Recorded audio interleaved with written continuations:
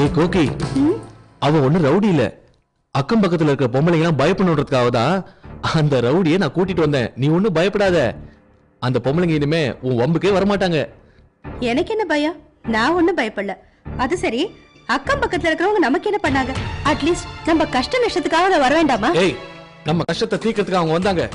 நம்ம ரெண்டு பேரையும் பிரிச்சு வேடிக்கை பார்த்து சந்தோஷப்படதான் அவங்க வந்தாங்க. ஏங்க, நம்ம ரெண்டு பேரையும் பிரிச்சு வைக்க போறாங்கிறதுக்கு என்னங்க சாட்சி? ஏய், இன்னைக்கு மத்தியானம் அவங்க பக்கத்து வீட்டுல போய் வம்பு பண்றதை என் கண்ணால நான் பார்த்தேன். அதனாலதான் அந்த ராத்திரியை ரவுடியை கூட்டிட்டு வந்தேன். சரி சரி, இப்ப எதுக்கு அந்த பேச்செல்லாம்? வா.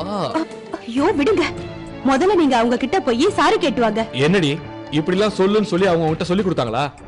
அதெல்லாம் ஒண்ணு அவங்க என்கிட்ட சொல்லி கொடுக்கல. நீங்க முதல்ல போய் அவங்க கிட்ட மன்னிப்பு கேளுங்க. பாத்தியா பாத்தியா, அதுக்குள்ளேயும் புத்தியை காமிக்க ஆரம்பிச்சிட்டேன்.